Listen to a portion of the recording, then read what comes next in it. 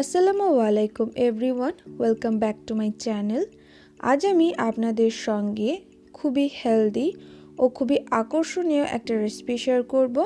এটাকে fruit pudding অথবা fruit jelly কেকও বলা যেতে পারে। এটা দেখতে অনেক সুন্দর হয়ে থাকে, খেতেও কিন্তু অনেক ভালো লাগে। গ্রীষ্মকালে এটাকে যদি আপনারা ঠান্ডা ঠান্ডা পরিবেশন করে তাহলে মন প্রাণ সব একদম ঠান্ডা হয়ে যাবে। বাড়িতে অবশ্যই একবার ট্রাই করে দেখবেন। এটাকে আপনারা বাড়িতে বানিয়ে ফ্রিজে স্টোর করেও রাখতে পারেন ও যখন খুশি বের করে খেতে পারেন। বাড়িতে অবশ্যই একবার ট্রাই করে দেখবেন ও আমাকে কমেন্ট করে জানাবেন যে আপনাদের রেসিপিটি কেমন লেগেছে। তাহলে চলুন শুরু করি আজকের রেসিপি। এর জন্য আমি এখানে 6 রকমের ফল নিয়েছি। আমার হাতের কাছে যা ফল ছিল আমি তাই ব্যবহার করেছি। আপনাদেরও যে ফলটা পছন্দ আপনারা সেই ফলটাই কিন্তু ব্যবহার করে নিতে পারেন। এখানে আমি আপেল, কালো আঙ্গুর, সবুজ আঙ্গুর, লেবু, শসা ও কলা ব্যবহার করেছি। আর ফলগুলোকে আমি প্রথমে খুব ভালোভাবে ধুয়ে তারপর ছোট ছোট করে কেটে নিয়েছি। কাটিংটাও আপনারা আপনাদের ইচ্ছে মতো করে নিতে পারেন। এরপর আমি একটা পাত্রে নিয়ে নিচ্ছি 1 কাপ ডাবের জল। আপনাদের কাছে যদি ডাবের জলটা অ্যাভেলেবেল না থাকে তাহলে আপনারা এখানে নর্মাল জলও ব্যবহার করে নিতে পারেন। আবার 1 কাপ নর্মাল জলে হাফ কাগজি লেবুর রস দিয়ে সেটাও ব্যবহার করে নিতে পারেন। এরপর আমি এতে দিয়ে দিচ্ছি হাফ কাপ মতো চিনি। চিনিটা কিন্তু আপনারা আপনাদের স্বাদ অনুযায়ী নেবেন।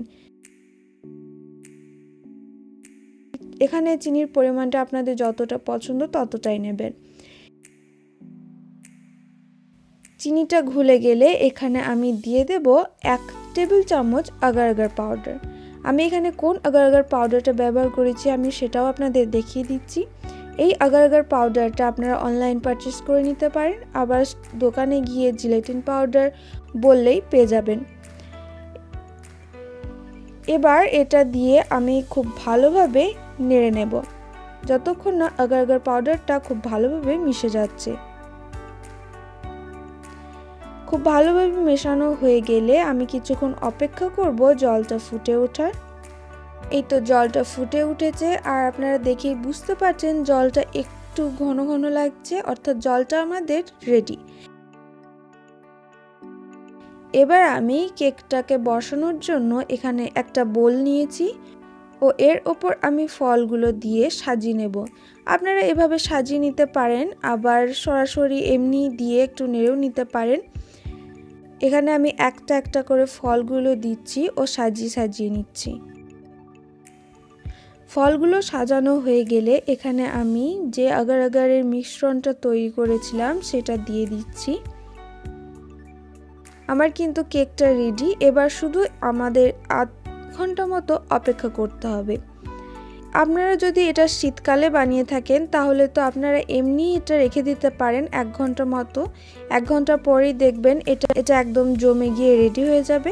আর যদি এটা গ্রীষ্মকালে বানিয়ে থাকেন তাহলে এটাকে ফ্রিজে রাখবেন, আর ডিপ ফ্রিজে রাখার দরকার নেই। ফ্রিজে রাখলে আধ ঘন্টার মধ্যেই কিন্তু এটা একদম জমে গিয়ে রেডি হয়ে যায়। আর যদি এটা গ্রীষ্মকালেও বানিয়ে থাকেন তাহলে এটাকে রেখে দেবেন মিনিমাম 2 ঘন্টা মতো লাগবে জমতে, কিন্তু এটা কিন্তু গ্রীষ্মকালে বিনা ফ্রিজেও তৈরি করা যায়। পার্থক্যটা শুধু হলো টাইমটা বেশি লাগবে। এটা কিন্তু একদম জমে যাওয়া পর্যন্ত আপনাদের অপেক্ষা করতে হবে, তা না হলে কিন্তু এটা ভেঙে যেতে পারে। তাই অপেক্ষা করবেন যতক্ষণ না এটা সম্পূর্ণভাবে জমে যাচ্ছে। দেখুন আমার কেক একদম জমে গিয়েছে আর এটাকে আমি এবার আপনাদের সার্ভ করে দেখাচ্ছি। এভাবে আমি বোলটার ওপর প্রথমে একটা প্লেট রাখলাম ও এভাবে উল্টে দিলাম। এবার উপর থেকে এভাবে একটু ট্যাপ ট্যাপ করে নেবেন, দেখবেন খুব সুন্দরভাবে বেরিয়ে আসবে। দেখুন কত সুন্দর হয়েছে, একদম ক্রিস্টালের মতো মনে হচ্ছে যেন কাঁচের তৈরি, আর কাঁচের ভেতরে ফলগুলো ভাসছে।